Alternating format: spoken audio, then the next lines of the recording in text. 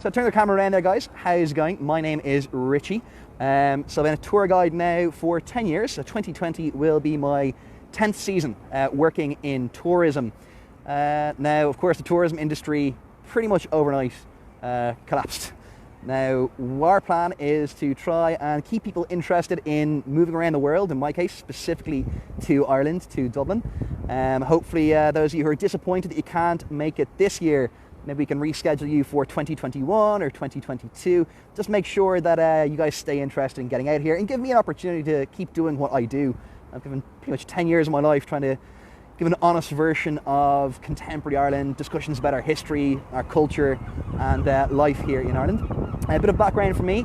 So I am the son of a historian and the director of the biggest non-fiction publishing house in Ireland. So I grew up in a house absolutely full of books. I grew up in a house full of historical and political discussions.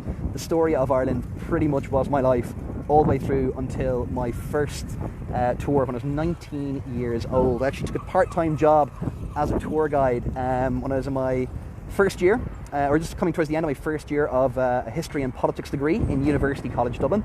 I actually ended up leaving that degree because I wanted to work full-time as a tour guide. The plan was to come back so after the global financial crisis and maybe finish my history and politics degree. But I fell in love with tourism so much that in my mid-20s I actually opted to start a whole new degree. Instead of doing 12 months just to get that piece of paper, I embarked on a brand new 4-year degree in tourism management. So I'm currently studying tourism management in the Technological University of Dublin. I started working with Christian and the Study Abroad Association a few years ago. I've been the country manager now for a while, working with Christian, developing these tours, working directly with schools and travelling groups, organising these tours. So I can't wait to take you guys around Dublin. Now, where we are starting, just going to flip the camera around here now. We are starting along the main street here in Dublin, in North Dublin. This is O'Connell Street.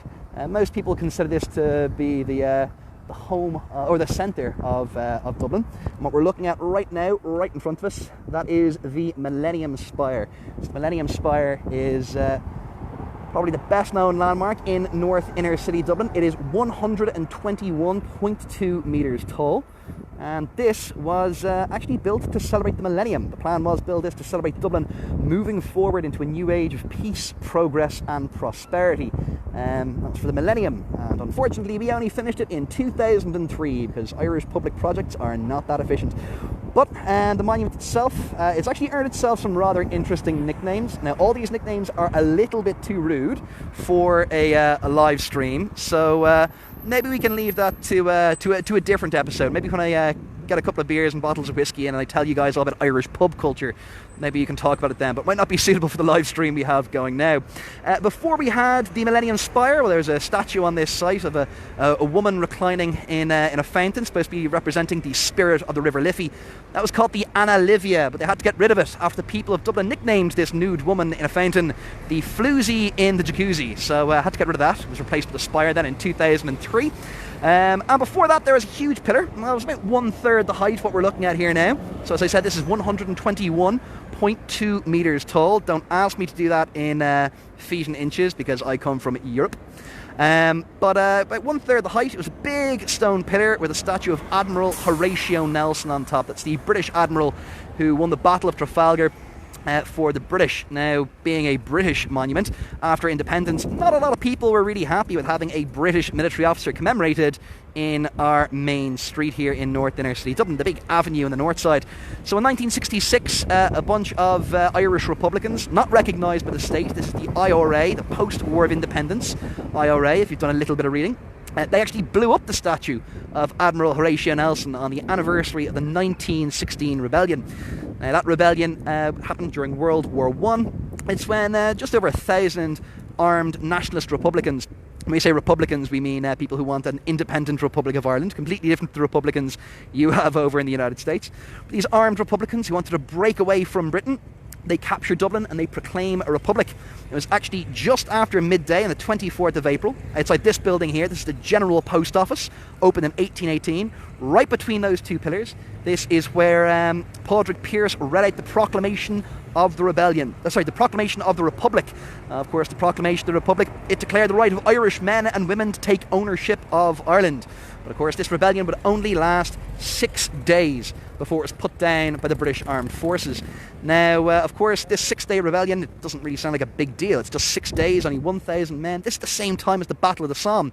But after many of these people were actually executed or were imprisoned, it actually caused a huge amount of sympathy from the otherwise moderate Irish population for this new generation of martyrs who were executed and taken from us by the British forces. Within just a few years, the hardline Republicans, those pushing for a Republic of Ireland, they were actually sweeping the ballots. And at the 1918 general election, they won about 75% of the seats. And in a very short period, we had a new type of rebellion with the Irish War of Independence, a guerrilla war, a nationwide struggle in the wake of World War I. That didn't lead to a great military victory for Ireland. Well, rather clever.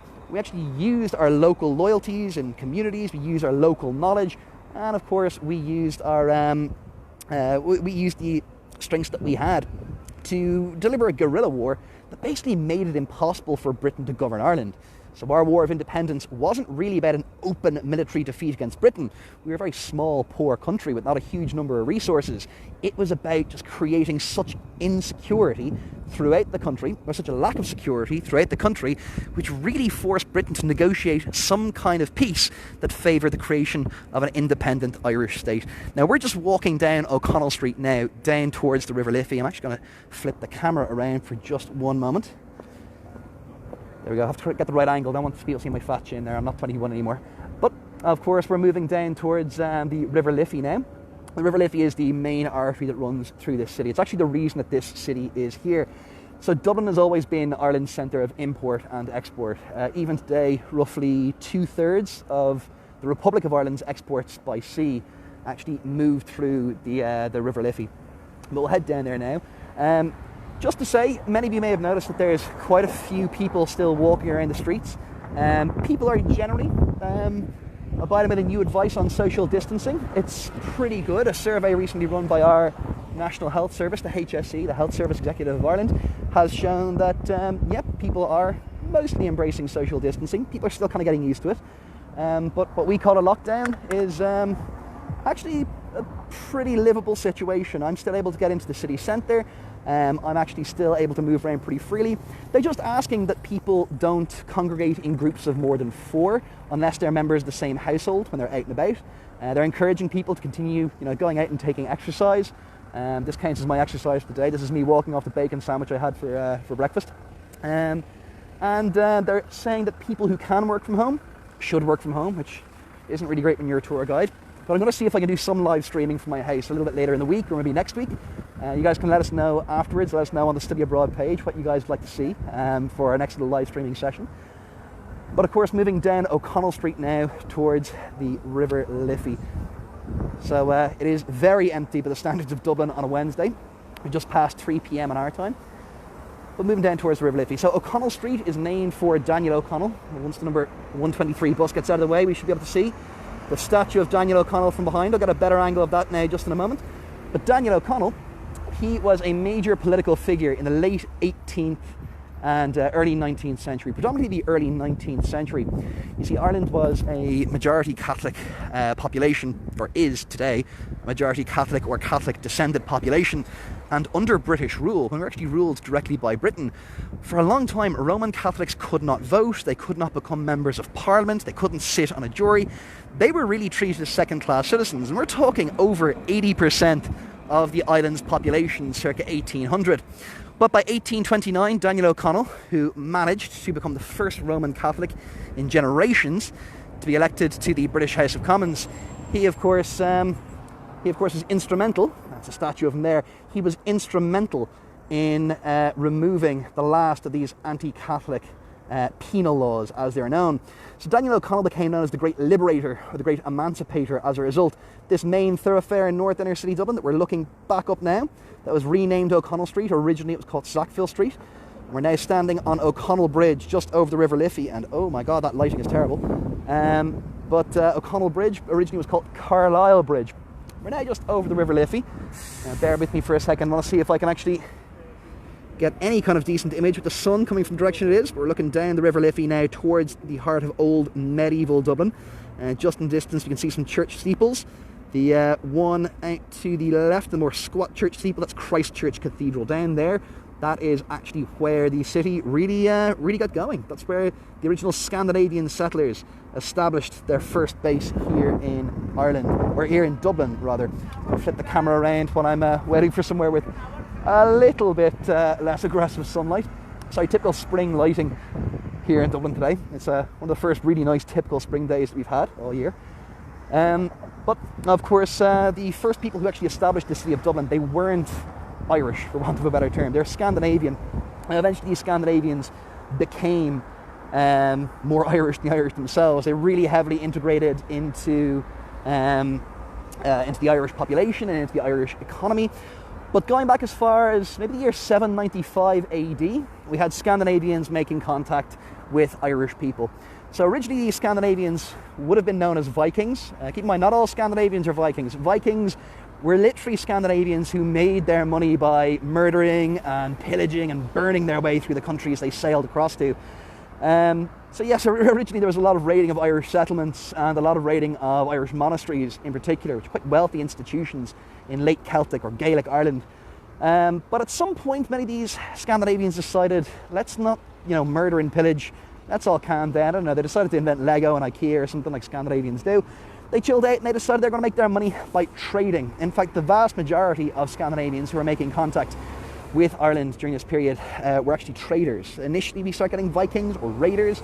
Then get traders, people who want to establish mutually beneficial economic links. Now, because they made their money crossing oceans and trading with people, we of course had to have these trading bases established, and the Scandinavians really liked to establish themselves along river estuaries. So we're now looking back up towards O'Connell Bridge, big ugly building in the background there. That is Liberty Hall. That's the headquarters of one of the biggest trade unions in the country. But of course it's the estuary of the River Liffey that was absolutely perfect for the Scandinavians. You see, this river here was wide enough and deep enough to facilitate a large number of Viking trading ships. Of course, it was on the east coast. We're pointing towards Britain and Europe. I'm now looking out towards the sea. If we were to walk 20 or 30 minutes this way, we'd be down in the modern hub of Dublin Port. So we're pointing towards Britain and Europe, which today are still our biggest trading partners. I mean, the European Union and the European Union member states make up the big bulk of our export and economic partners.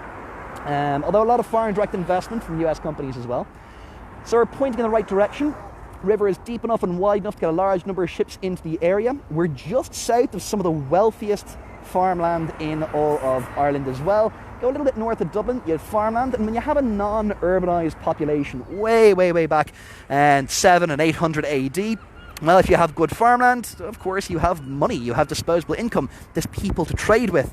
Not only that, just a little bit this way, just west of where the city actually began, we're just looking down towards the Halfpenny Bridge now, just down there's a crossing point on the River Liffey that was incredibly strategically important for land-based traders from Ireland. So if you built your trading settlement on the estuary of the River Liffey, you had good access to the sea, good access to your foreign markets, but you also had strategic control of a lot of wealthy people having to cross this body of water on the east coast. So this became the most successful of all these Scandinavian trading ports. I'm not sure how much you guys have looked into Ireland in your studies over in the States, but of course, Waterford, Wexford, Cork, Limerick, these are all very prominent towns and cities around the Irish coast today, and they are all established, on river estuaries on the coast by Scandinavian settlers.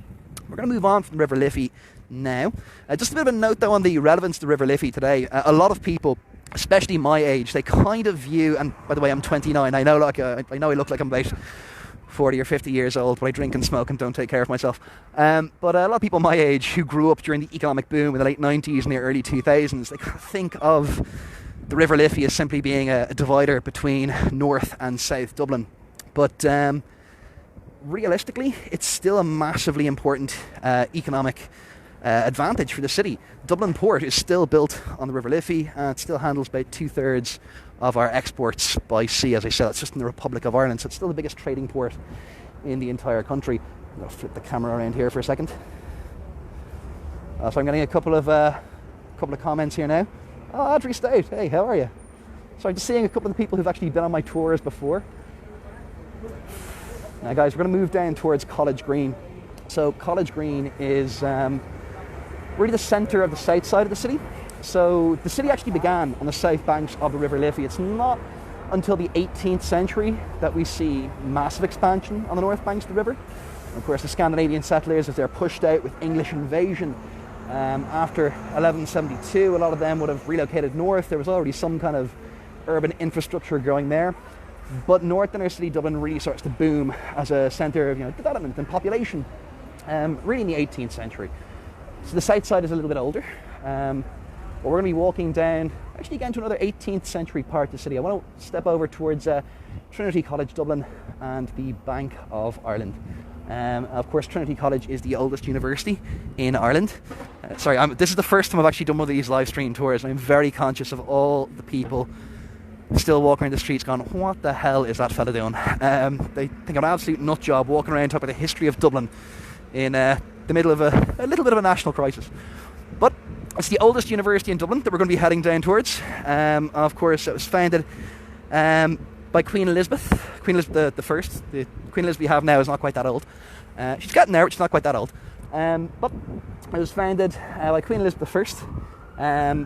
The idea was the university would educate the new upper classes of Ireland. So we're talking the late Tudor period. England is trying to get more of a stranglehold on Ireland. Basically, the old Gaelic aristocracy was not really being seen as the kind of loyal group of leaders that the English crown would have expected. Henry VIII, Elizabeth's father, actually gives himself a promotion in 1542. And of course, he makes himself King of Ireland. He gets to appoint more direct governors to Ireland. He kind of strips the old medieval Gaelic upper class, who were very particular about their Irishness, of a lot of their powers. It's just another power grab, another layer of power grabs by successive English governments. So Elizabeth I is on the throne, and we have the establishment of Trinity College Dublin. Now, by the early 1600s, this university was, just approaching it now, this university, it's the front entrance built in the 18th century. In the early 1600s, this university was really just getting going. It was a very difficult time. Ireland was just coming out of quite a bit of conflict. Those old medieval upper classes who had been clashing with the English crown, they, of course, were really on the back foot at this stage, but still causing a lot of security issues for the English. The English Reformation also was not working in Ireland. Of course, England ruled Ireland, but it was now a Protestant crown over a majority Catholic population. And this university was really built for their new Anglican Protestant minority in Ireland. So the idea was that this was educating the children of English settlers who were being granted land and property and even licenses to run businesses that had been stripped from the old Gaelic or Irish medieval upper classes. This was the beginning of the Protestant ascendancy, a new generation of a ruling class in Ireland, really England's friendly ruling class in Ireland.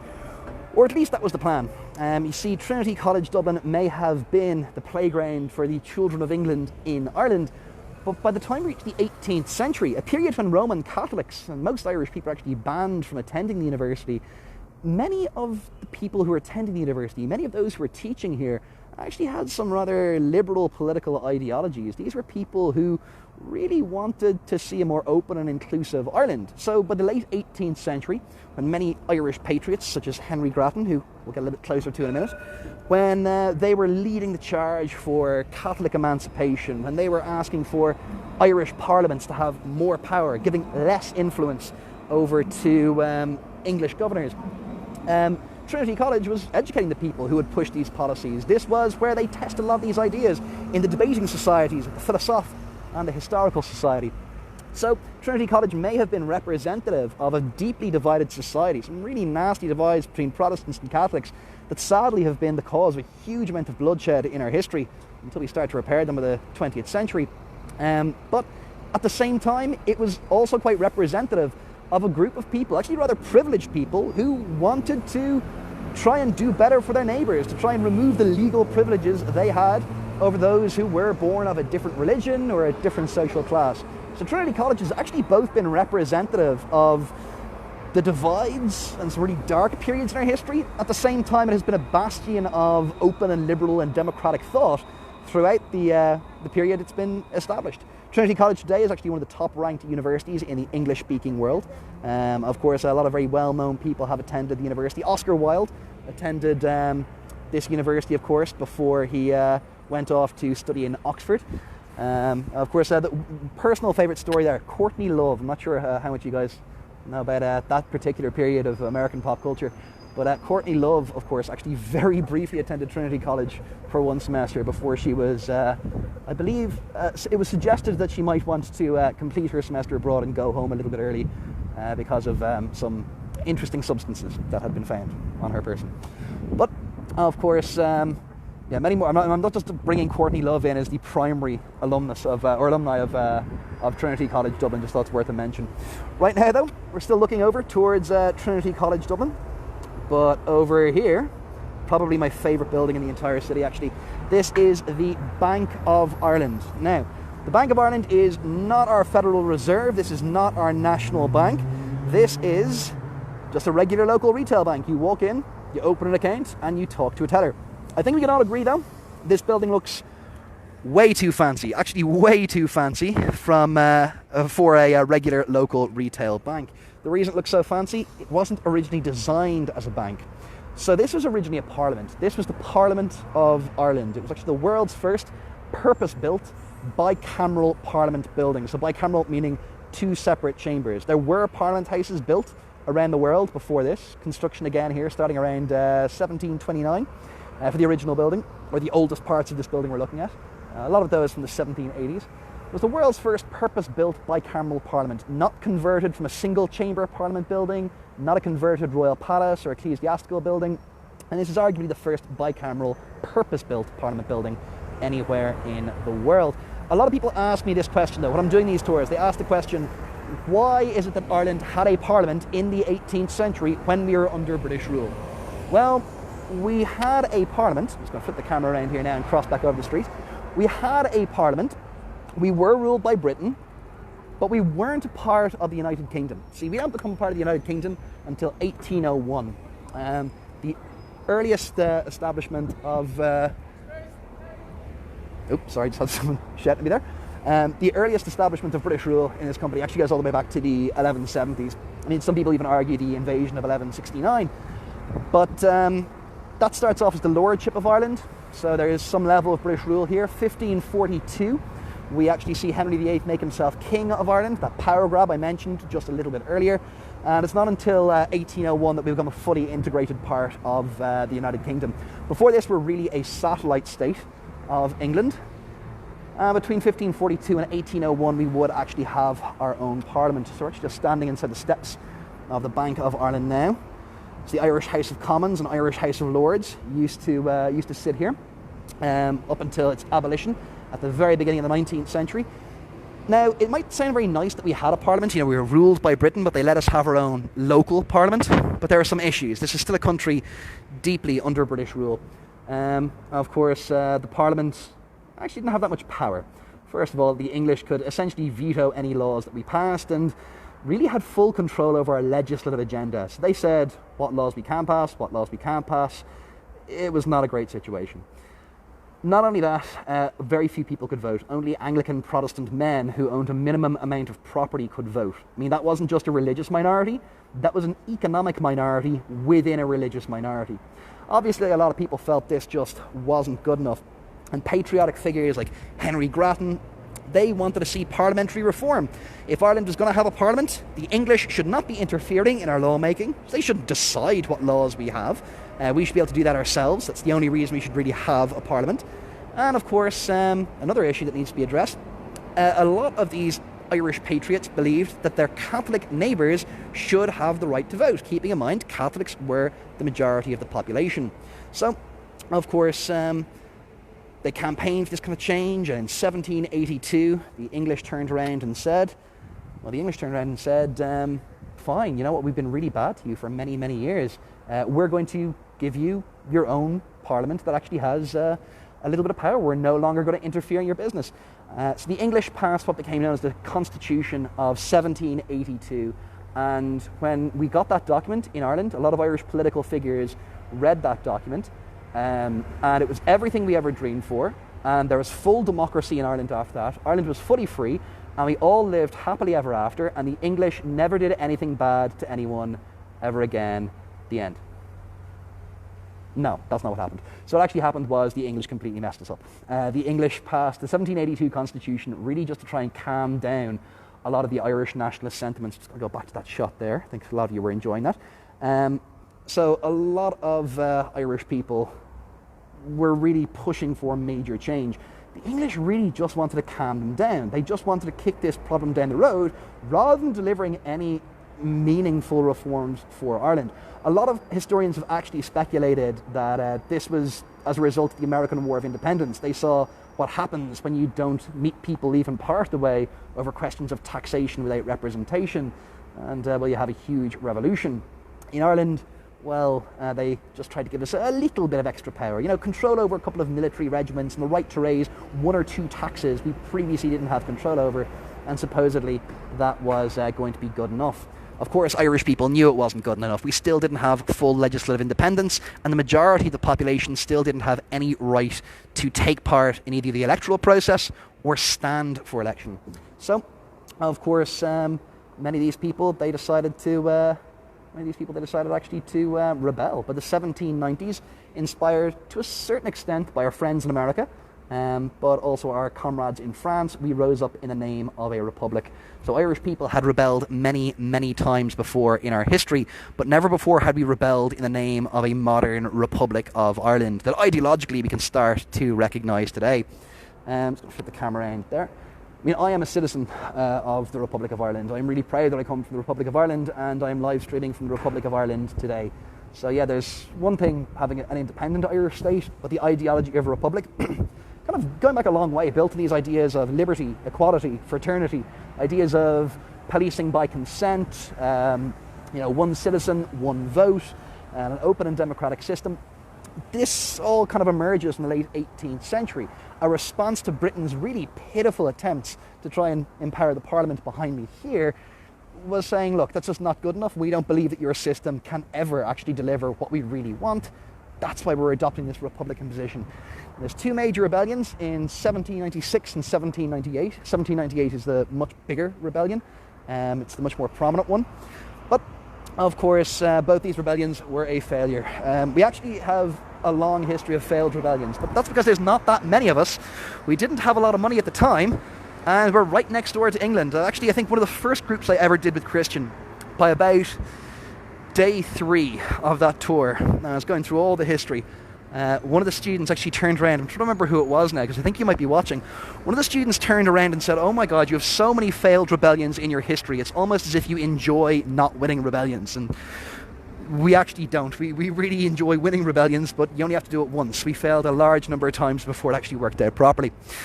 But, of course, these rebellions were a failure. They have 2 effects. So the rebellions of the 1790s, the beginning of this idea of an Irish republic, fighting for an Irish republic, they have 2 effects. First of all, even though the rebellions are failures, Irish people would never really forget the ideology that stood behind it. I mean, it's one thing to defeat an army in a battlefield. If you have a big, powerful empire, yeah, you can do that. It's a completely different thing to actually defeat an ideology. So the ideology would survive in some form or another. And with the 20th century, we actually built ourselves an independent Republic of Ireland. Of course, it was a difficult process, but we eventually did it. So even the roots of the state that I'm standing in today, that I'm streaming from, that actually goes all the way back to the 18th century. That's where the idea of the Republic comes from. Although the idea of an independent Ireland goes way, way back before that, pretty much as long as the English have had some kind of relationship with Ireland. The other effect, though, was the English got a little bit spooked. The English turned around after the 1798 rebellion and said, "Hey, we gave your Parliament like a little bit more power, and how do you repay us? You had a French-inspired, mostly Catholic-led Republican uprising next door to England that was actually led directly by some distant members of our supposedly loyal Protestant upper class." Now, I'm not sure if you guys are too familiar with what was happening in this part of the world at the time, but the Brits were pretty much terrified of anything that was French, Republican, Catholic, or led by distant members of their supposedly loyal upper class. The result was the abolition of that parliament we were just standing at. So in 1800, really becoming effective in 1801, the Act of Union took place. We were no longer allowed to have our own local parliament. We were fully integrated into the United Kingdom of Great Britain and Ireland. And if there's anyone watching from the UK, no hard feelings, but yeah, we really didn't enjoy or appreciate that. It took a couple of other rounds of rebellion, insurrection and violence to try and break that link. Now guys, might be a little bit of noise at the moment, even though there's restriction on some forms of work, construction work is still continuing.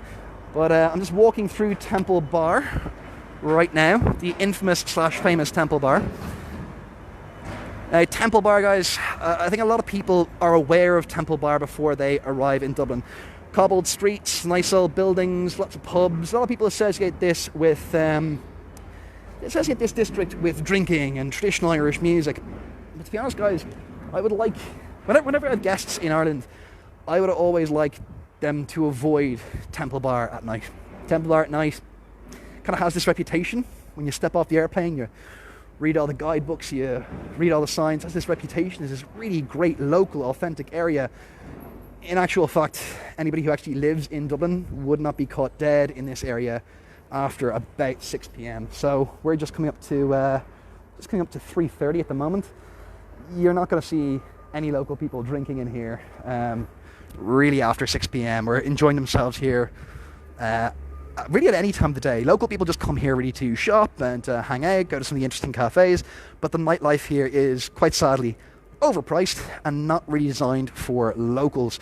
I always say that Temple Bar is a fantastic place during the day because of the cafes, the awesome little independent restaurants, the wonderful little bookshops and restaurants and cafes, but at night we can go a little bit further afield.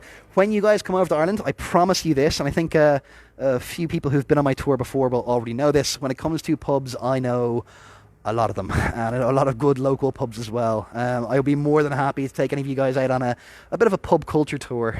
Remembering as well, guys, and this is a pretty important point I want to make now, pub culture is not drinking culture, or at least pub culture in Ireland is conversation first, drinking second. Okay, so it's conversation first, drinking second.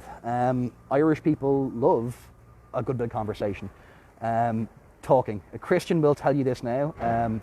Irish people, particularly me, we just do not shut up. We will keep talking until you tell us to stop. The only time I stop talking is when I have to lift the pint up to my mouth.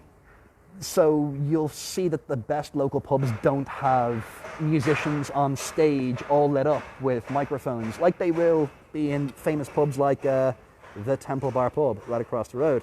The best pub that you guys want to go to is somewhere where, yeah, if there are musicians, they're over in the corner. They're just local people playing. When you look in the window, you're not seeing everyone pointed towards a TV or pointed towards a stage. You want to see people sitting around a table and having a conversation. The best description I actually ever had of Irish pub culture and Irish drinking culture was from two Italians. This is in case Leo is listening out. Two Italians who were on one of the pub culture tours that I run all the way through the year, who said, "You Irish, you're just like the Italians of Northern Europe. You drink too much, you're really loud, you have really big families, you got this big, long, complicated history of the Catholic Church. The only difference between Italians and Irish people is that, Irish people are not as good looking and we can't cook, apparently." So that was the summary I got of Irish drinking culture and Irish conversation culture. But remember, it's meant to be loud, it's meant to be gregarious, but it's meant to be conversation based.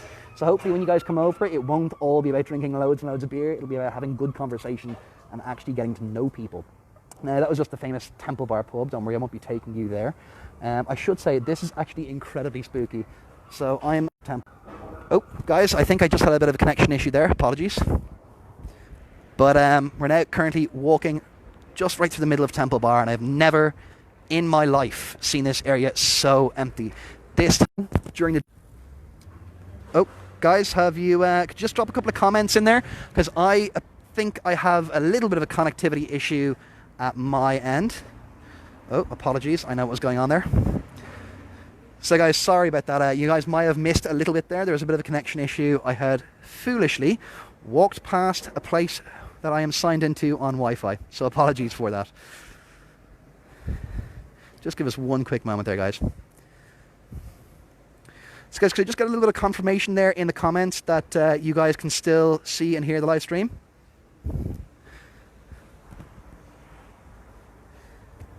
So if anybody could drop a bit of a comment in there, that would be fantastic.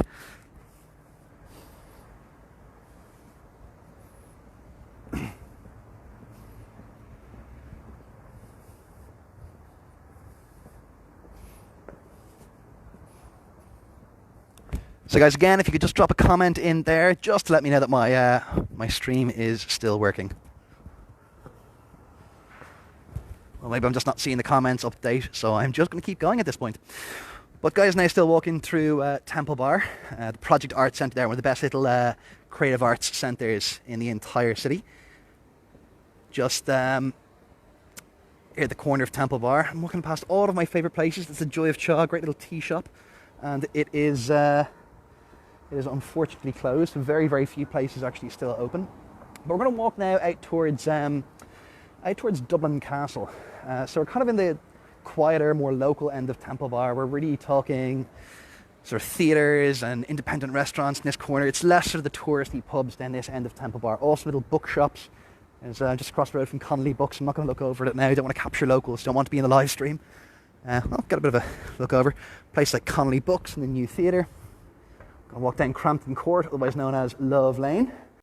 Let's take us down the side of one of the theatres, and we're going to head around towards Dublin Castle. Now, Dublin Castle will be mostly restricted today. Of course, a lot of the public sites in Dublin have closed. And we'll be able to get up towards the front archways. I can tell you a little bit about its history. Coming up towards some nice local street art as well. See if we can get a better angle on some of this. So this part of Dublin as well, a lot of really, really good street art. As we're coming up by the side of the theatre, we'll cross over Dame Street. So Dame Street is the main thoroughfare in South Dublin.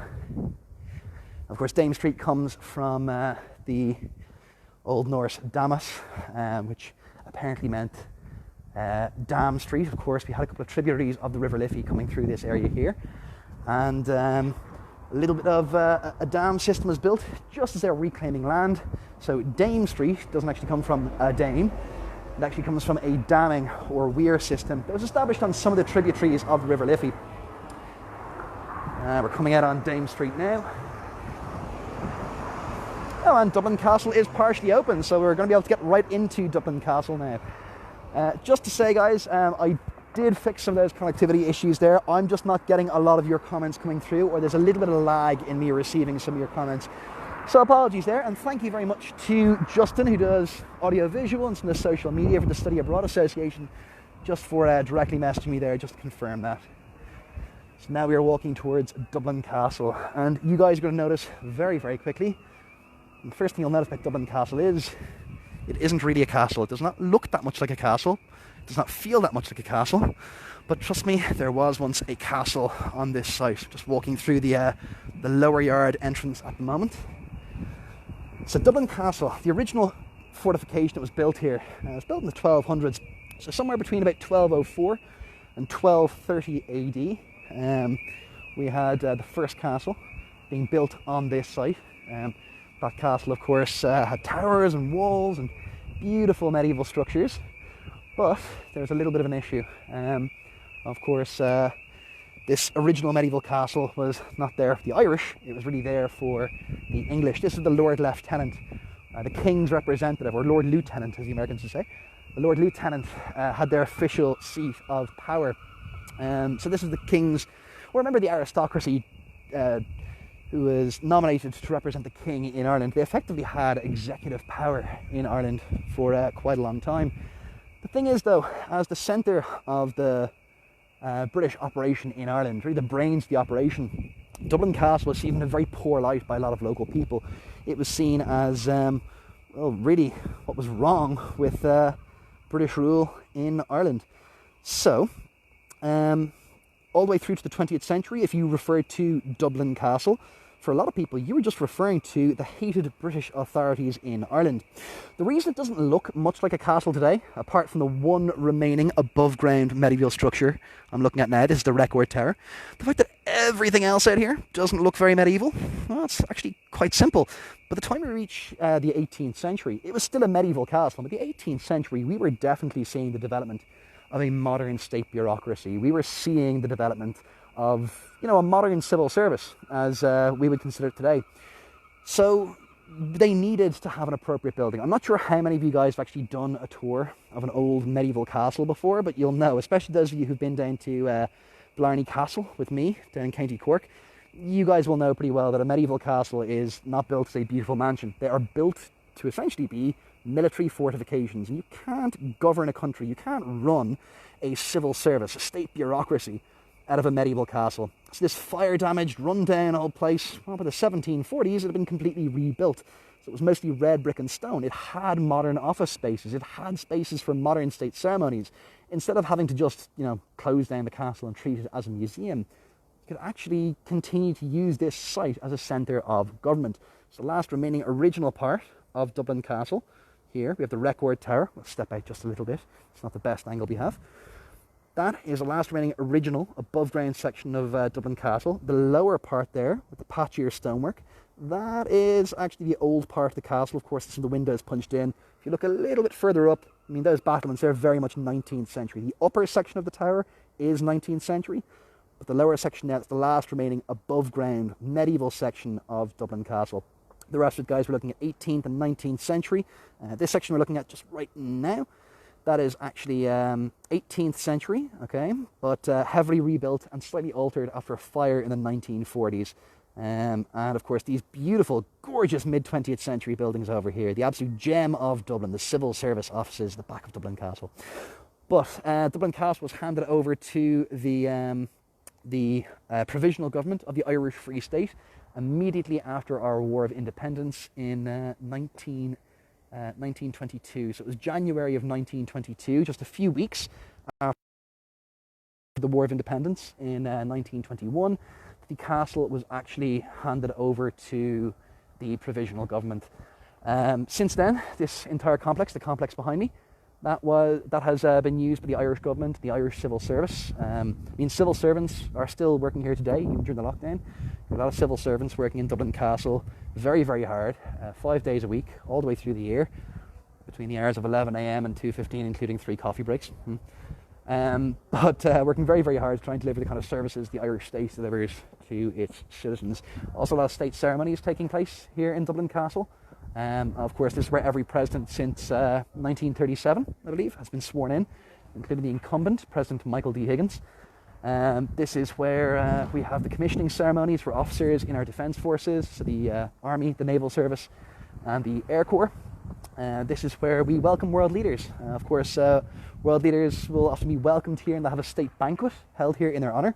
In 2011, President Barack Obama actually dined here in Dublin Castle. We're looking at the back of the building now. So in these buildings here, in St. Patrick's Hall, within these buildings here, President Barack Obama actually dined as a guest of the Republic of Ireland.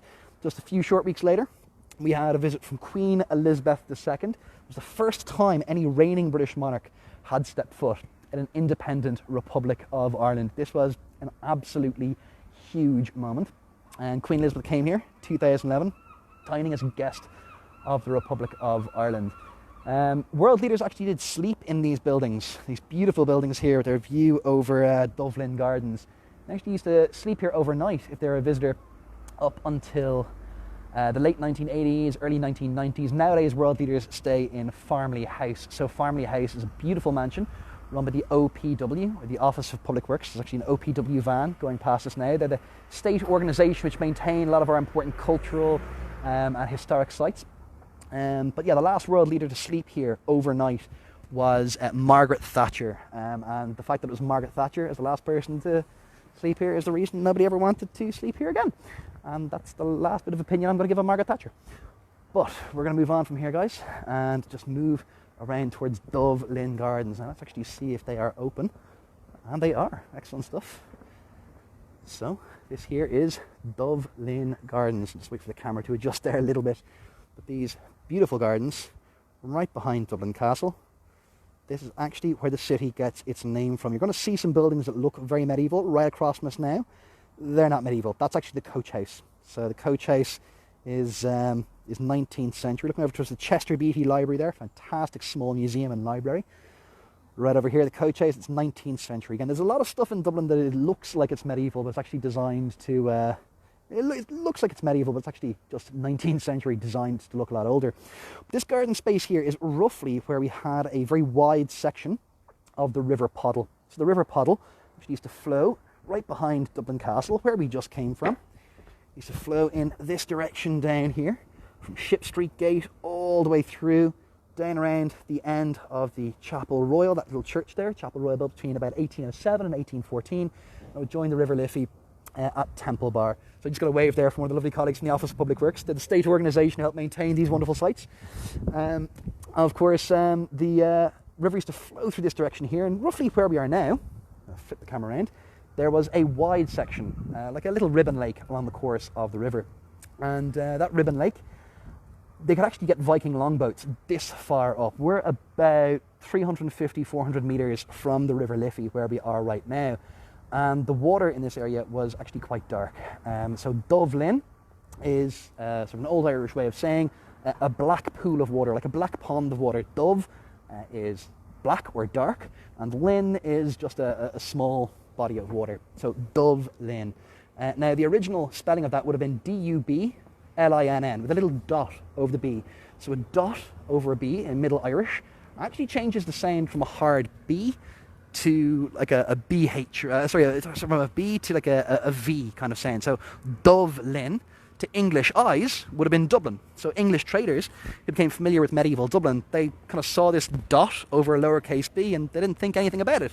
In Irish, it completely changed the sound of the letter, but to English people, they just saw D-U-B-L-I-N-N, Dublin. So Dublin became Dublin. Of course, the Scandinavians had variations on the pronunciation as well, but it was Dublin becoming Dublin. That's where the city actually gets its name from. That's the English language name. It's an anglicisation, or an Irish word turned into the English pronunciation. But there's an official Irish language name as well. The official Irish language name is a little bit more complicated. It was a name that we believe was used by people who lived just outside of the medieval city limits. They didn't refer to the black pool of water on the River Poddle, which is now completely covered up. It's now flowing underground. They were actually referring to a crossing point on the River Liffey, which is just beyond Christchurch Cathedral, which we're heading up towards now. Of course, they used to call this area Baile Átha Cliath. Baile Átha Cliath, that is Irish for town built on the shallow crossing point on the river, marked with the wooden hurdles. Yeah, bit of a mouthful. It's a couple of different translations out there. That is my personal favourite. Town built on the shallow crossing point on the river, marked with wooden hurdles. Essentially, there's just a shallow crossing point that would have been marked with wooden stakes or pillars, indicating where it's safe to cross over and giving you an idea of how far in the tide was when it was safe to cross. You have to remember the River Liffey is actually tidal all the way through the city centre. We're still estuarial all the way through the city centre, still subject to tidal change. So Baile Átha Cliath in Irish, or Dublin in English. Baile Átha Cliath as Gaeilge agus Dublin as Béarla. My Irish is really, really bad. But yes, we do have our own language. All of our road signs are bilingual. All of our government documents are bilingual. You have to learn Irish. Well, at least I have to teach you Irish in school. I wouldn't say that I had to learn Irish. I had to be taught Irish. My Irish is really, really weak. But Irish is sometimes referred to as Gaelic by our friends in the United States, and pretty much everyone here is from the United States. Gaelic is actually a much, much bigger term. Gaelic can involve a huge number of minority languages in Western Europe today. Well, not a huge number, at least 3 modern languages that are still spoken. So Gaelic includes Modern Irish, and then 2 dialects of Modern Irish, Scots Gaelic, and of course Manx from the Isle of Man. So they're Gaelic languages. They're part of the Insular Celtic family of languages. Of course, the Insular Celtic languages, there's nowhere left in Europe where the majority of a population still speaks an Insular Celtic language. I'm just going to cross over the road here, just being a little bit careful. There's nowhere left in Europe where the majority of the population still uses an Insular Celtic language. Originally, there was 2 main branches. You had Brittonic and Gaelic. So Irish, Manx, Scots Gaelic, they would be Gaelic. And there's the Brittonic branch as well. So the Brittonic branch would be including things like Welsh, which is actually still quite widely spoken, and Breton from Brittany in the north of France, and also Cornish from Cornwall. But Cornish is essentially extinct right now. It really only exists as an academic language from some small community groups and universities in the very far southwest of England. But so Cornish, Welsh, Breton, these Brittonic Celtic languages, they are very much different to the Irish language. They're still Insular Celtic, but they're not mutually intelligible. Whereas Manx, Modern Irish, and Scots Gaelic, they actually do share quite a bit in common. In fact, Scots Gaelic and Modern Irish, they're almost mutually intelligible. But of course, the language is not something we speak every single day. There's still a good few thousand speakers of the Irish language, mostly in the rural western part of the country. Of course, very sparsely populated communities, places like the Aran Islands, where of course I love taking people on tours to Study Abroad Association. And of course, these areas are given government protection. They've been declared to be Gaeltachts, which essentially just means an Irish-speaking district. The Irish government will give extra support for the communities. Their education system locally can teach directly through Irish to try and protect this language, to make sure that influences such as international media and the internet don't cause people to completely abandon working use of the Irish language. So there are parts of rural Ireland where you actually have quite a few people who might use English in the workplace, who might use English when they're sending an email, but when they're with their families or when they're down the pub, when they're socialising, they will be using the old Irish language. They'll be speaking what sometimes in America is called Gaelic, what we generally just call Irish. Now, I'm going to switch the camera around here. And that lighting is not great, so bear with me. So I'm going to, I think may have auto-adjusted. I'm still going to cross over the road. As I said, guys, still getting used to this whole live streaming game. Just going to cross over and see if we can get a little bit of a better lighting here at Christchurch Cathedral. So we're walking around to Christchurch Cathedral. It was founded circa the year 1030 AD. And recently I was actually with a group of visitors from the United States. This is just one of my regular day-to-day gigs. So it was founded circa the year 1030 AD, and somebody put up their hand and said, is that 1030 AD or is it 1030 BC? They just wanted clarification. I stood there for a moment and asked just how somebody could be so stupid as to believe that a Christian church would have been founded in 1030 BC. So to clarify, I have to clarify now, it is 1030 CE or AD, not BC. If they were building a Christian cathedral in 1030 BC, I'm fairly sure they were able to tell the future. But this here, guys, this is Christchurch Cathedral as we see it now. It's really from the 1870s. So it was rebuilt about 1871 to 1878 by Henry Rowe. So Henry Rowe, he was a very wealthy whiskey maker. He was the son of, or he was the heir to the George Rowe & Co. distilling fortune. You have to remember that distillers, whiskey distillers, there was really, really big business in Dublin in the 19th century. I mean, we had 37 distilleries in Dublin, 35 of which all within walking distance of each other. By the time we reach 1870, making a huge amount of money, one of our most profitable exports at the time. I mean, this is back in a period of the 19th century where if you went into a bar and you wanted a whiskey, you wouldn't order a glass of scotch. You would order your best Irish whiskey, the best Irish whiskey you knew. But of course, it's the 1870s, they donated a huge amount of money to restore the cathedral to the point it's at today. The first church on this site would have been built, as I said, circa the year 1030 AD. It would have been a wooden church built on top of a little hill overlooking the River Liffey by the first generations of Scandinavian people to fully embrace the idea of Christianization. The first wooden church here, some people have speculated, it would have been very reminiscent of so it would have been very reminiscent of some of the earlier churches, maybe found in the southwest of Norway, from the Christianization of Scandinavia. But this has pretty much been a constant feature in our city for centuries. It's a really fantastic location. Hopefully, when you guys finally do make it to Dublin, you guys will be willing to come visit here. There are two big Anglican Protestant cathedrals in Dublin. So yes, this cathedral did become Anglican Protestant. Of course, the other one is St. Patrick's, which is just down the road. St. Patrick's was actually heavily restored with money from the Guinness family. I believe it was Benjamin Lee Guinness. The latter half of the 19th century. So we have the Guinness Cathedral and a whiskey cathedral, kind of. But a lot of people ask me which is the better church to visit. I would say if you have time, definitely visit both. I'm not allowed to pick favourites.